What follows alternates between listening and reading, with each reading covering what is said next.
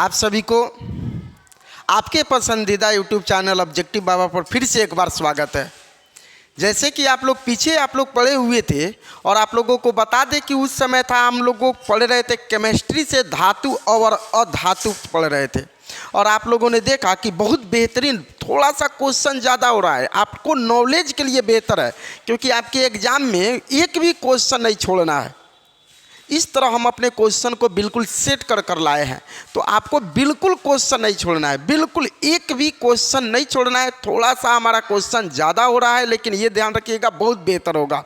आज जो लेकर आए हैं वो है हम लोगों का जैव पराक्रम यानी पोषण। जैव पराक्रम यानी पोषण ये बायोलॉजी से लिया गया है और ये पहला चैप्टर है आप लोगों का, बायोलॉजी से पहला चैप्टर है जिसे हम लोग जैव पराक्रम बोलेंगे। क्या बोलेंगे बाबू? जैव पराक्रम। और जैव पराक्रम से आज जो हम लेकर आए हैं वो आपको 50 क्वेश्चन लेकर आए हैं। कितने क्वेश्चन लेकर आए हैं बाबू? 50 क्वेश्चन आप लोगों के बीच लेकर आए हैं, बिल्कुल 50। और बहुत ही कम समय में आप लोगों के ये 50 क्वेश्चन का आंसर आप लोगों को देंगे। तो अगर आप हमारे चैनल से नहीं जुड़े हुए हैं तो कृपया यूट्यूब पर जाइए, ऑब्जेक्टिव बाबा सर्च करिए और वहाँ से आप अपने चैनल के आपके पसंदीदा यूट्यूब चैनल को सब्सक्राइब कर दीजिए और हमसे जुड़ जाइए। और जितने सारे 10th वाले बच्चे हैं सबके पास शेयर कर दीजिए, सबको शेयर कर दीजिए, बहुत बेहतर होगा। बहुत आज का क्लास बहुत बेहतर होने वाला है। तो आइए हम ले चलते हैं आप लोगों को पहला क्वेश्चन में ले चलते हैं और वो बोला हुआ है विषम पोषी जीव। देखिए आप लोग बेसिक पढ़े होंगे तो उसमें बहुत प्रकार का पढ़ाया गया होगा। एक समपोषी और एक विषम पोषी और एक परपोषी पढ़ाया गया होगा, लेकिन यहाँ बोला है विषम पोषी जीव अपनी उत्तर जीविता के लिए प्रत्यक्ष या परोक्ष रूप से आश्रित रहता है। किस पर आश्रित रहता है? बोला है कि विषम पोषी जीव अपने प्रत्यक्ष और परोक्ष रूप से अपने प्रत्यक्ष या परोक्ष रूप से आश्रित रहता है। कवक पर, आपको बता देते हैं कि कवक पर, कि शैवालों पर, कि हरे सौ पोषी पौधे पर, कि मिट्टी पर। देखिए तो याद रखिए कि हम लोग विषम पोषी एक समपोषी एक विषम पोषी में हम रहते हैं और हम लोग जो होते हैं ना बाबू वो 100 पोषी पर आश्रित रहते हैं, यानी पेड़ पौधे पर आश्रित रहते हैं। जैसे आपको भोजन चाहिए तो भोजन पेड़ पौधे से मिलेगा। तो याद रखिएगा कि हरे 100 पोषी पौधे पर कौन आंसर होगा बाबू? हरे 100 पोषी आंसर होगा। आपका आंसर यह होगा। अगले क्वेश्चन में देखते हैं तो वो बोला हुआ है कि रंध्रों का खुलना और बंद होना। आप लोग पढ़े होंगे कि पत्तियों में रंध्र पाया जाता है और वो रंध्र कभी खुलता है कभी बंद होता है, कभी खुलता है कभी बंद होता है। तो रंध्रों का खुलना और बंद होना निर्भर करता है सूर्य के प्रकाश पर। अगर हम बात कर देते हैं, यहाँ ध्यान दीजिएगा, सूर्य के प्रकाश पर, कि प्रकाश संश्लेषण पर, कार्बन डाइऑक्साइड की सांद्रता पर, कि वायु के वेग पर। तो आपका आंसर हो जाएगा सूर्य के प्रकाश पर यानी प्रकाश संश्लेषण पर। रंध्रों का खुलना और बंद होना निर्भर करता है, किस पर निर्भर करता है? तो प्रकाश संश्लेषण पर निर्भर करता है। अगला क्वेश्चन, किसी मरुस्थलीय पौधे में प्रकाश संश्लेषण के दौरान बनने वाला मध्यस्थ उत्पाद कौन होता है? जो मरुस्थलीय पौधे होते हैं मरुस्थल में पाए जाते हैं और इसमें प्रकाश संश्लेषण के दौरान बनने वाला मध्यस्थ उत्पादन कौन होता है? साइट्रिक अम्ल, कि मौलिक अम्ल, कि स्टार्च, की ग्लूकोज। बताइए कौन आंसर होगा जी? तो आपको बता दें कि वो मौलिक अम्ल होता है। कौन अम्ल होता है बाबू? मौलिक अम्ल होता है। मौलिक अम्ल मरुस्थलीय पौधे में जो पाया जाता है वो मौलिक अम्ल पाया जाता है। अगला क्वेश्चन है, प्रकाश संश्लेषण पराक्रम में सूर्य की विकिरण ऊर्जा का ग्रहण करके उसे बदला जाता है। प्रकाश संश्लेषण पराक्रम में सूर्य के विकिरण करके ऊर्जा को ग्रहण करने के उसमें बदला जाता है। तो इसमें ऑप्शन आपको दिया हुआ है कि रासायनिक ऊर्जा में, कि गतिज ऊर्जा में, कि यांत्रिक ऊर्जा में कि विद्युत ऊर्जा में। याद रखिएगा कि हमारा आंसर होगा कौन, रासायनिक ऊर्जा में बदला जाता है। उसे किस ऊर्जा में बदला जाएगा, रासायनिक ऊर्जा में बदला जाएगा। अगले क्वेश्चन पर देखते हैं। त्रिकोष्ठीय हृदय पाए जाते हैं, त्रिकोष्ठीय हृदय पाए जाते हैं। मनुष्य में पाया जाता है कि मेढक में पाया जाता है कि सरीसृपों में पाया जाता है कि ए और सी में पाया जाता है। क्वेश्चन बोला है कि त्रिकोष्ठीय हृदय पाए जाते हैं, त्रिकोष्ठीय। तो आपको पूछा है कि मनुष्य में कि मेढक में कि सरीसृप में कि बी और सी में। तो याद रखिएगा कि आपका आंसर हो जाएगा बी और सी, यानी मेढक में और सरीसृप में दोनों में पाया जाएगा। तो इसलिए आपका आंसर हो जाएगा डी, बी और सी दोनों में पाया जाएगा, बी और सी दोनों में पाया जाएगा। अगला क्वेश्चन, मछली के हृदय में कितने कोष्ठ की संख्या होती है। बार बार क्वेश्चन पूछा जाता है, ध्यान रखिएगा, बहुत बार क्वेश्चन पूछा गया है कि मछली के हृदय में कौन सा कोष्ठ पाया जाता है। बता दीजिए, मछली के हृदय में कोष्ठ कौन सा पाया जाता है, 2 कि 3, कोष्ठों की संख्या कितनी होती है, 4 की केवल 1। तो आपको बता दें कि आपका सही आंसर जो होगा ए होगा, कि मछली के हृदय में कोष्ठों की संख्या जो होती है वो 2 होती है। कितनी होती है, 2 होती है। मछली के हृदय में जो होती है कोष्ठों की संख्या, शांत कराइए, 2 होती है। अगला क्वेश्चन, पौधे के आंतरिक जल को से छुटकारा पाते हैं। क्वेश्चन में पूछा है कि पौधे आंतरिक जल से छुटकारा पाते हैं कब, वाष्पोत्सर्जन द्वारा, प्रकाश संश्लेषण द्वारा कि श्वसन द्वारा कि पतझड़ द्वारा, किस समय।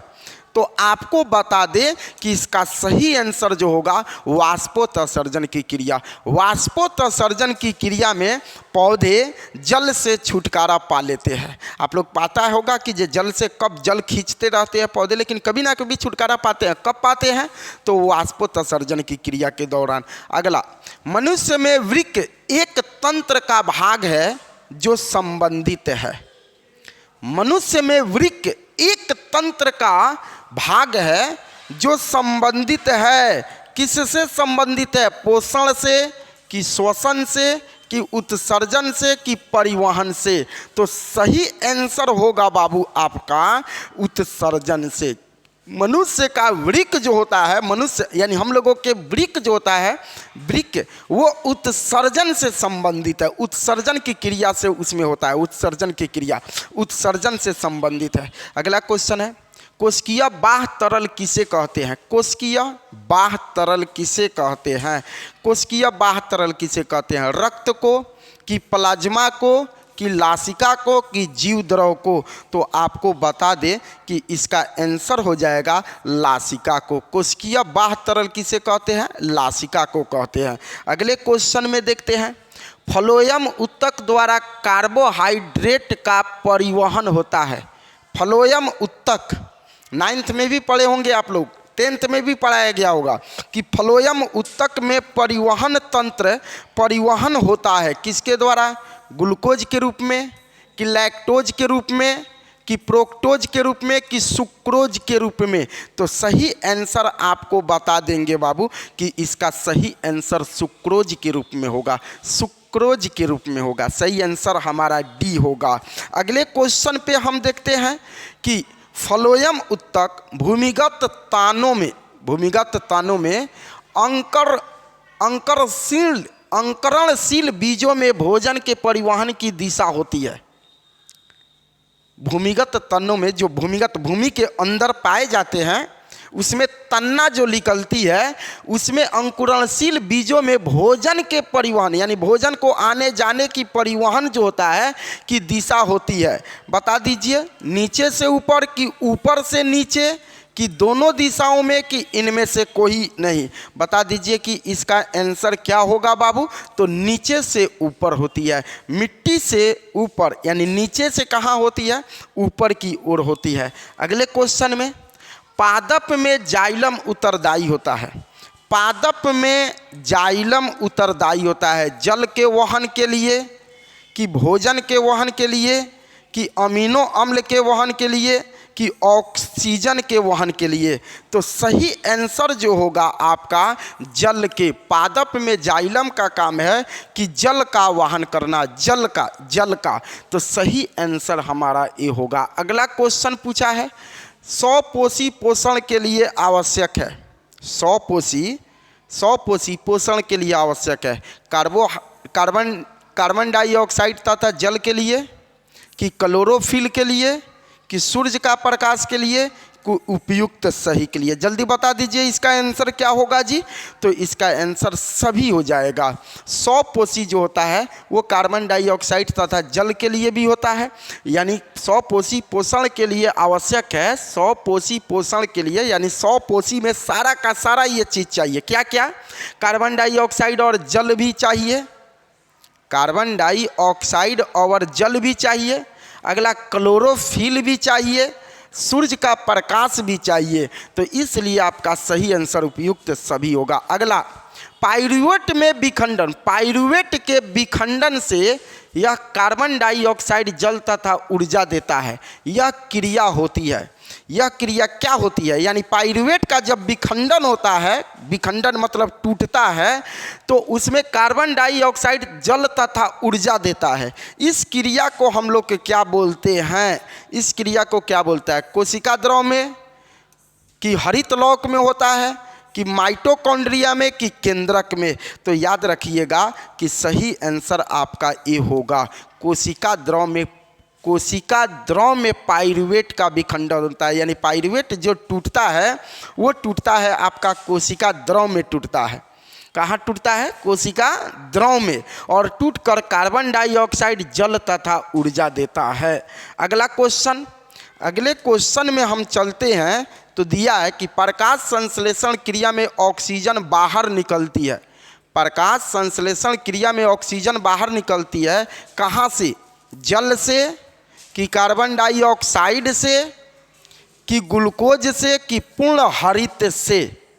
तो आपका सही आंसर जो होगा वो होगा कार्बन डाइऑक्साइड के, यानी कार्बन डाइऑक्साइड CO2 के द्वारा जल बाहर निकलता है, CO2 के द्वारा। तो अगला क्वेश्चन हम बोलते हैं, मैग्नीशियम पाया जाता है। मैग्नीशियम बहुत बढ़िया क्वेश्चन है, बार बार एग्जाम में पूछता है। क्लोरोफिल में पाया जाता है बाबू, कि लाल रक्त कण में पाया जाता है, कि वर्णी लवक में पाया जाता है, कि श्वेत कण में पाया जाता है। मैग्नीशियम किस में पाया जाता है? क्लोरोफिल में, कि लाल रक्त में, कि वर्णी लवक में, कि श्वेत रक्त में? आपको बताना है। मैग्नीशियम बहुत इंपॉर्टेंट क्वेश्चन है। तो याद रखिएगा कि मैग्नीशियम जो पाया जाता है वो क्लोरोफिल में पाया जाता है। क्या चीज़ में पाया जाता है बाबू? क्लोरोफिल में। अगर वीडियो अच्छा लग रहा है तो कृपया लाइक करते चलिए, लाइक करते चलिए। जितने सारे बच्चे हैं सबसे रिक्वेस्ट है कि जितने सारे वीडियो आप लोगों को देख रहे हैं, अगर बेहतर लग रहा है तो आप लाइक करते चलिए। अगले क्वेश्चन में देखते हैं, ग्लूकोज के एक अणु के संपूर्ण ऑक्सीकरण से बनने वाले ATP, ग्लूकोज के एक अणु के संपूर्ण ऑक्सीकरण से बनने वाले ATP अणुओं की संख्या क्या है? अणुओं की संख्या कितनी होती है बता दीजिए। सही आंसर 30 होती है, कि 32 होती है, कि 36 होती है, कि 38 होती है? तो आपका सही आंसर जो होगा, याद रखिएगा कि ATP टूटता है तो उसमें अणुओं की संख्या, ग्लूकोज में टूटता है तो याद रखिएगा अणुओं की संख्या ATP की 38 होती है। वाक्यंत्र पाया जाता है, वाक्य यंत्र पाया जाता है। किस में पाया जाता है वाक्यंत्र? किस में पाया जाता है बाबू? तालू में, कि गले में, कि फेफड़े में, कि नाक में? बता दीजिए कौन आंसर होगा आपका, कौन आंसर होगा? तो याद रखिएगा वाक्य तंत्र। वाक्य मतलब होता है बोलना, वाक्य तंत्र पाया जाता है कौन सी में? गले में। गले में मतलब कंठ, जिसको कंठ बोलते हैं। वाक्य मतलब कंठ तंत्र। कंठ तंत्र कहाँ पाया जाएगा बाबू? गले में पाया जाएगा। अगले क्वेश्चन देखते हैं, रक्त का थक्का बनने में सहायक होता है। बहुत बेहतर क्वेश्चन है। रक्त का थक्का बनने में श्वेत रक्त कण, कि पुट्टी कणु, कि हीमोग्लोबिन, की इनमें से कोई नहीं? तो याद रखिएगा कि रक्त को थक्का बनाने में ये पट्टी काणु का भूमिका होती है, पट्टू काणी की भूमिका यानी सहायक होता है। अगला क्वेश्चन है कि जीवित कोशिकाओं से बने पादप उत्तक होते हैं। जीवित कोशिकाओं से बने, जीवित कोशिकाओं से बने, बोलिए, यहाँ थोड़ा सा गलती हुआ है, यहाँ जाइलम होगा। जाइलम की फ्लोएम, फ्लोएम की दृढ़ ऊतक की इनमें से कोई नहीं। क्वेश्चन फिर से पढ़ रहे हैं। जीवित कोशिकाओं से बने पादप ऊतक होते हैं। जीवित कोशिका से, जीवित कोशिका से कौन बने होते हैं? तो आपको बता देते हैं कि वो फ्लोएम बना होता है। फ्लोएम, फ्लोएम जो होता है वो जीवित कोशिका से बना होता है। अगला क्वेश्चन, प्रकाश संश्लेषण क्रिया में ऑक्सीजन बाहर निकलता है। चलिए क्वेश्चन हम पढ़ाए हुए हैं, अभी जस्ट पीछे पढ़ाए हुए हैं कि प्रकाश संश्लेषण क्रिया में ऑक्सीजन बाहर निकलता है। किसके द्वारा बाबू? कार्बन डाइऑक्साइड से। कार्बन डाइऑक्साइड से जल बाहर निकलता है। ये क्वेश्चन पीछे भी एक बार रिपीट कराए हैं। चलिए अगले क्वेश्चन को देखते हैं। मैग्नीशियम पाया जाता है, मैग्नीशियम पाया जाता है। अभी क्वेश्चन थोड़ा सा फिर से एक बार, ये क्वेश्चन बार बार आ गया है। मैग्नीशियम आपको बताया है कि किस में पाया जाएगा जी? तो वो पाया जाएगा आपको क्लोरोफिल में पाया जाएगा, क्लोरोफिल में पाया जाएगा। अगला क्वेश्चन, वे पौधे जिनका, थोड़ा सा क्वेश्चन क्या होता है कि ना बहुत ज़्यादा क्वेश्चन चुन चुन कर पूरे किताब में से निकाला गया है। तो आपको बता दें कि कोई क्वेश्चन होता है कि एक दो बार रिपीट हो जाता है, उसके लिए आपसे क्षमा चाहते हैं। वैसे क्वेश्चन बार बार आपको नहीं मिलेगा शिकायत करने के लिए, लेकिन चलिए बेहतर है कि रिपीट हो गया, आपको भी तैयारी हो जा रहेगा बेहतर से। अगले क्वेश्चन, वे पौधे जिनका पोषण सड़ी गली चीज़ों पर आश्रित रहता है उन्हें कहा जाता है। क्या कहा जाता है? सड़ी गली चीज़ों पर आश्रित रहता है। परजीवी कि मृतजीवी कि सौपोषी कि परपोषी? बता दो बाबू, बिल्कुल आसान क्वेश्चन है, बिल्कुल आसान क्वेश्चन है। तो वो है आपका मृतजीवी। मृतजीवी जो होते हैं पौधे, वो सड़े गले, वो सड़े गले चीज़ों पर आश्रित रहते हैं। अगला क्वेश्चन है हमारा, सौपोषी पोषण के लिए आवश्यक है। सौपोषी पोषण के लिए आवश्यक है, क्या है? सौपोषी पोषण के लिए कौन आवश्यक है बाबू? कार्बन डाइऑक्साइड की क्लोरोफिल कि सूर्य का प्रकाश की इनमें से कोई नहीं। अभी आपको बताएं सौपोषी के लिए याद रखिएगा कि सूर्य का प्रकाश बिल्कुल आवश्यक है, बिल्कुल आवश्यक है। सौपोषी पोषण के लिए सूर्य का प्रकाश रहेगा तब। सौपोषी किसको बोलते हैं? पेड़ पौधे को बोलते हैं। पेड़ पौधे अपना भोजन किसके मदद से बनाते हैं? तो वो पेड़ पौधे जो होते हैं ना, सूर्य के प्रकाश की क्रिया से अपना, यानी प्रकाश संश्लेषण की क्रिया से अपना भोजन बनाते हैं। और प्रकाश संश्लेषण की क्रिया कब होती है? जब सूर्य का प्रकाश उसे मिलेगा तब होती है। अगले क्वेश्चन को देख रहे हैं कि इनमें से कौन प्रकाश संश्लेषी अंगक है? कौन प्रकाश संश्लेषी अंगक है? हरित लवक की पत्ती की स्टोमेटा की जड़? बता दीजिए कि कौन आंसर होगा जी इसमें कौन है? तो आपको बता दें कि हरित लवक प्रकाश संश्लेषी अंगक किसको बोला जाता है? तो आपको बता दें कि हरित लवक को बोला जाता है। अगला क्वेश्चन है, वायुमंडल में CO2 गैस की उपस्थिति कितनी होती है? चलिए बता दीजिए, बिल्कुल बहुत बार पढ़े होंगे। 0.01% कि 0.05% कि 0.03% कि 0.02%। तो आपको बता दें कि इसका सही आंसर जो होगा वो सी होगा, 0.03% होती है, 0.03% होती है। अगला क्वेश्चन देखते हैं, ग्रहणी भाग है, ग्रहणी भाग है, किसका भाग है? चलिए बता दीजिए किसका भाग है? मुख गुहा का कि अमाशय का कि छोटी आंत का कि बड़ी आंत का? बहुत बार क्वेश्चन पूछा जा चुका है। तो आपको बता दें कि ये छोटी आंत का, ग्रहणी जो है ये किस आंत की भूमिका है? तो आपको बता दें ये छोटी आंत का, छोटी आंत का। अगले क्वेश्चन है, हरे पौधे में पोषण की विधि कहलाती है। हरे पौधे में जो पोषण होती है वो विधि कहलाती है प्राणी समयोजी पोषण कि पर पोषण कि स्वयं पोषण की इनमें से कोई नहीं? बेहतर आप लोग जानते होंगे, बताइए कौन आंसर होगा जी इसका? तो आपका सौपोषी, क्योंकि हरे पौधे में कौन सी पाया जाता है? सौपोषी पोषण पाया जाता है, सौपोषी पोषण पाया जाता है। अगला क्वेश्चन है कि अमीबा है, बोलिए अमीबा। क्वेश्चन में बोला है कि अमीबा क्या है? आपका सौपोषी की मृतजीवी की प्राणी समपोषी की इनमें से कोई नहीं? तो आपको बता दें कि ये प्राणी समपोषी होगा, यहाँ पोषी होगा, प्राणी समपोषी होगा। अमीबा जो होगा वो कौन सी होगा? प्राणी समपोषी होगा। क्या होगा बाबू? प्राणी समपोषी होगा। अगले क्वेश्चन, ऑक्सिन है, बताइए, वासा है कि एंजाइम है कि हार्मोन है कि कार्बोहाइड्रेट है? सही आंसर आपको बता दे कि ये जो है ये वासा है। ऑक्सीजन जो है, याद रखिएगा कि ऑक्सीजन जो है वो आपका वासा है। क्या है बाबू? वासा है। ऑक्सीजन क्या है? तो वासा है। अगले क्वेश्चन को देख रहे हैं कि लार में कौन सा एंजाइम पाया जाता है? लार में कौन सा एंजाइम पाया जाता है बता दीजिए। माल्टेज कि इरेपिप्सन कि एमाइलेज कि लाइपेज? तो आपको बता दें कि इसका सही आंसर जो होगा, लार में जो होता है एमाइलेज पाया जाता है। इसमें एमाइलेज एंजाइम पाया जाता है। लार में जो होता है वो कौन सा पाया जाता है? इमाइलेज एंजाइम पाया जाता है। अगला क्वेश्चन अगर हम देख रहे हैं कि अगला क्वेश्चन है कि हमारे वासा का पाचन किसके द्वारा होता है? वासा का जो पाचन होता है वो किसके द्वारा होता है? पेप्सिन के द्वारा कि टाइपलिन के द्वारा कि एमाइलेज के द्वारा कि लाइपेज के द्वारा? तो याद रखिएगा, वासा का पाचन जो होता है वो आपका होता है लाइपेज के द्वारा। वासा का जो पाचन होता है वो किसके द्वारा होता है? तो वो लाइपेज के द्वारा होता है, लाइपेज के द्वारा। अगला क्वेश्चन, मनुष्य में पाचन क्रिया कहाँ आरंभ होती है? मनुष्य में, बताइए, बहुत इजी क्वेश्चन है।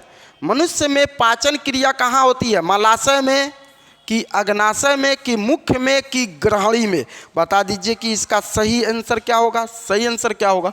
तो आपको बता देते हैं कि इसका सही आंसर सी होगा, मुख्य में। मनुष्य में पाचन की क्रिया कहाँ आरंभ होती है? आरंभ मतलब शुरू हो जाती है। तो आपको बता दें कि हमारे शरीर में मुख्य से ही पाचन की क्रिया शुरू, क्योंकि लार जो मिलता है ना वो भोजन को मुलायम बनाते जाता है। तो पाचन की क्रिया हमारी मुख से ही शुरू होना चालू हो जाती है। अगला क्वेश्चन, किस पाचक रस के प्रभाव से आमाशय में दूध थक्का सा जम जाता है? किस पाचक रस के प्रभाव में आमाशय में दूध थक्का सा बन जाता है? चलिए बता दीजिए। बिल्कुल आसान क्वेश्चन है। टाइलिन के द्वारा कि रेनिन के द्वारा कि पेप्सिन के द्वारा कि इमाइलेज के द्वारा? तो सही आंसर जो होगा हमारा वो होगा रेनिन होगा। सही आंसर बी होगा। रेनिन के द्वारा जो होता है हमारे आमाशय में दूध थक्का बन जाता है। अगला क्वेश्चन है, यकृत से निम्न में कौन सा रस निकलता है? यकृत से निम्न में कौन सा रस निकलता है? चलिए बता दीजिए। लार रस, जठर रस, पीत रस कि आंत्र रस? बताइए कौन आंसर होगा जी? कौन आंसर होगा? तो आपको बता देते हैं, सही आंसर सी होगा, यानी पीत रस होगा। हमारे यकृत में जो रस निकलता है वो कौन रस निकलता है? तो वो पीत रस निकलता है। अगला क्वेश्चन, प्रकाश संश्लेषण होता है किसमें होता है? अभी थोड़ी देर पहले इसकी चर्चा किए हुए थे। कवकों में कि जंतुओं में कि हरे पौधे में कि परजीवी में? सही आंसर क्या होगा जी? तो सही आंसर इसका सी होगा। प्रकाश संश्लेषण की क्रिया किसमें पाई जाती है? तो प्रकाश संश्लेषण की क्रिया हरे पौधे में पाई जाती है। किसमें पाई जाती है? हरे पौधे में पाई जाती है। अगला क्वेश्चन देखते हैं कि हरे पौधे कहलाते हैं, हरे पौधे क्या कहलाते हैं? उत्पादक कि अपघटक कि उपभोक्ता की आहार श्रृंखला? तो आपको बता दें कि हरे पौधे जो होगा वो उत्पादक कहलाता है। हरा पौधा जो होता है, हरा पौधा वो उत्पादक कहलाता है आपका। अगला क्वेश्चन जो है, इनमें सामान्यतः किसका उपयोग कोशिका द्वारा ऊर्जा उत्पादन के लिए होता है? क्वेश्चन बोला है, इनमें सामान्यतः किसका उपयोग कोशिका द्वारा ऊर्जा उत्पादन के लिए होता है? चलिए बताइए। हमारा आंसर इसमें पूछ रहा है, तो अगर बात करें तो अमीनो अम्ल कि वसा अम्ल की ग्लूकोज की सुक्रोज? बताइए सही आंसर क्या होगा जी? तो सही आंसर हमारा ग्लूकोज होगा। सही आंसर क्या होगा? ग्लूकोज यानी सी होगा। अगला क्वेश्चन, द्विखंडन, द्विखंडन होता है किसमें होता है? द्विखंडन अमीबा में कि पैरामेशियम में कि लीशमैनिया में, कि इनमें से सभी में, किस में द्विखंडन होता है? चलिए बता दीजिए। तो आपको बता दें कि अमीबा में द्विखंडन, क्योंकि आप लोग पढ़ाया गया होगा अमीबा ऐसे होता है, फिर ऐसे टूट जाता है, इसमें से फिर 2 भाग में बढ़ जाता है। तो याद रखिएगा कि किस में होता है बाबू? अमीबा में होता है। अगला क्वेश्चन, इथाइल अल्कोहल किस प्रकार के श्वसन में बनता है? इथाइल अल्कोहल जो होता है किस प्रकार के, वायवीय में कि अवायवीय में, कि ए और बी दोनों की, इनमें से कोई नहीं? तो याद रखिएगा कि वायवीय श्वसन जो बनता है, इथाइल अल्कोहल जो बनता है अवायवीय श्वसन में बनता है। इथाइल अल्कोहल जो बनता है वो बनता है आपका अवायवीय श्वसन में बनता है। अगला क्वेश्चन है, मनुष्य में सांस लेने और छोड़ने की क्रिया को क्या कहा जाता है? मनुष्य में जो सांस लेना और छोड़ना क्रिया श्वसन कहा जाता है, कि श्वक्षोवास कहा जाता है, कि निश्वासन कहा जाता है, कि निश्वसन बोला जाता है?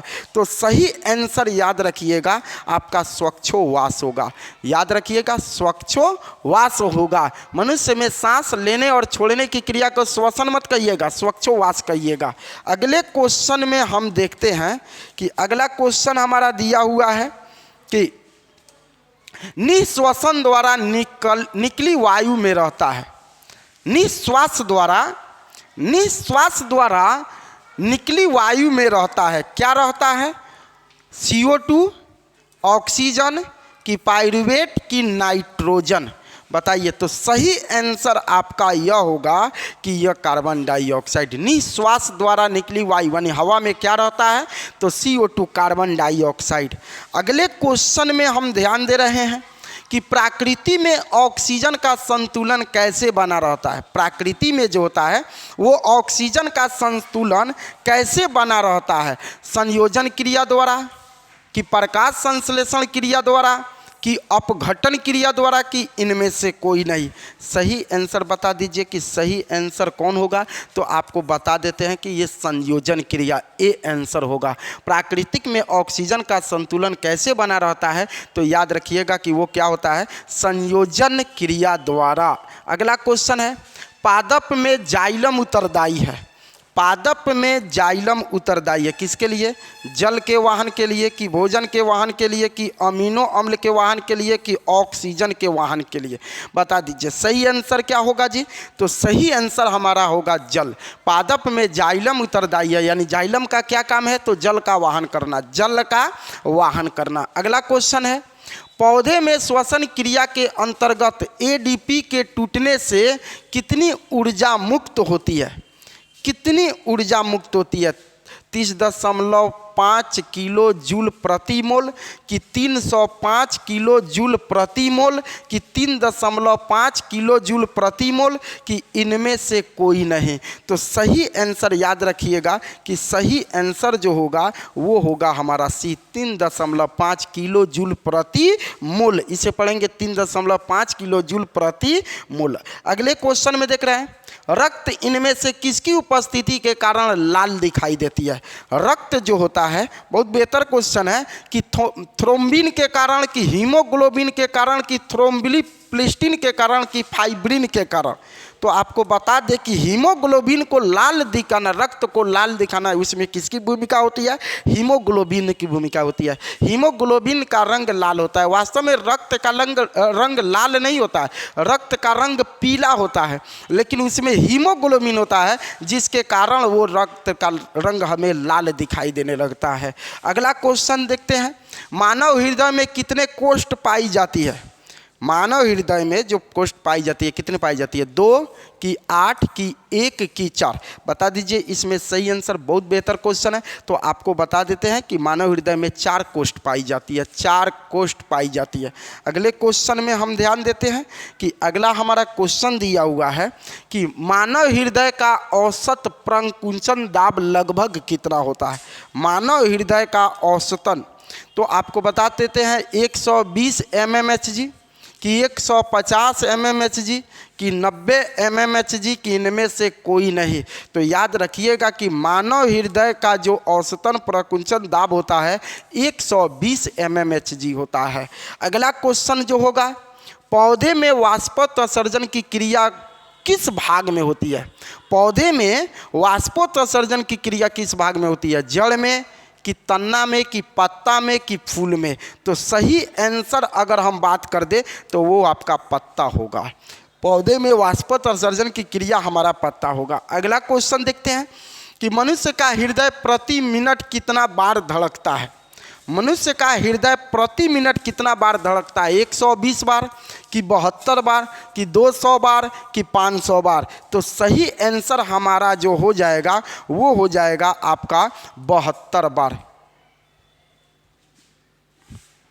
72 बार।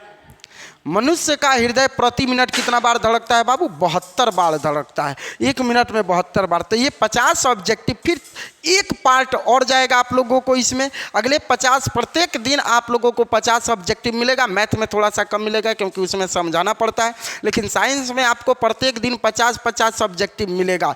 फिर अगले पार्ट इसका अगले वीडियो में लेकर आएंगे, तब तक आप तैयारी करते रहिए। धन्यवाद।